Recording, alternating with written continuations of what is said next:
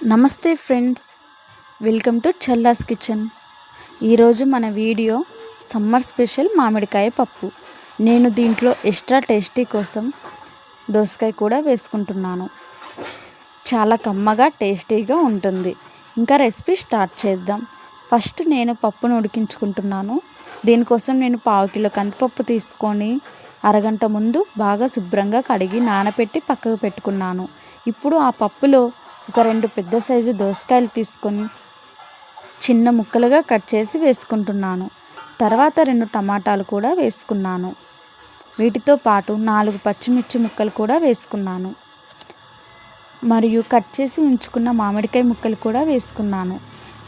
ఈ పప్పు కోసం నేను 3 మీడియం సైజు మామిడికాయలు తీసుకున్నాను. ఇప్పుడు వీటిలో 4 వెల్లుల్లి రెబ్బలు, ఒక చిన్న ఉల్లిపాయ కూడా వేసుకున్నాను. మరియు ఒక 1/2 స్పూన్ పసుపు, 2 స్పూన్ల కారం, ఒక పెద్ద స్పూన్ ఆయిల్ కూడా వేసుకున్నాను. ఇంకా కుక్కర్ మూత పెట్టేసి మీడియం ఫ్లేమ్లో 4 నుంచి 5 విజిల్స్ వచ్చే వరకు ఉడికించుకున్నాను. పప్పు మెత్తగా ఉడికింది. ఇప్పుడు దీంట్లో 2 స్పూన్స్ ఉప్పు వేసి మెత్తగా రుబ్బుకుంటున్నాను. ఇప్పుడు పోపు కోసం అన్నీ రెడీ చేసి ఉంచాను. ఇప్పుడు ఒక ప్యాన్ పెట్టి ఒక 2 నుంచి 3 స్పూన్స్ ఆయిల్ వేసుకున్నాను. ఆయిల్ హీట్ అయిన తర్వాత ముందుగా పోపు గింజలు మరియు మెంతులు వేసుకున్నాను. అవి కొంచెం ఫ్రై అయిన తర్వాత 3 నుంచి 4 ఎండుమిర్చి తుంచుకొని వేసుకున్నాను. ఎండుమిర్చి ఫ్రై అయిన తర్వాత ఒక చిన్న సైజు ఉల్లిపాయ కూడా వేసుకున్నాను. 4 వెల్లుల్లి రెబ్బలు మరియు కరివేపాకు కూడా వేసి ఫ్రై చేసుకుంటున్నాను. ఇప్పుడు కొంచెం చిటికెడు పసుపు మరియు ఇంగువ కూడా వేసుకున్నాను.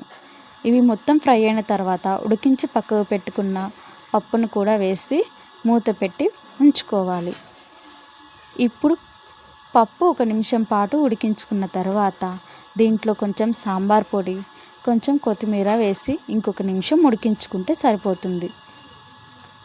అంతేనండి, మన మామిడికాయ దోసకాయ పప్పు రెడీ అయిపోయింది. చాలా టేస్టీగా ఉంటుంది. మీరు కూడా ఈ సీజన్లో కంపల్సరీ ట్రై చేయండి.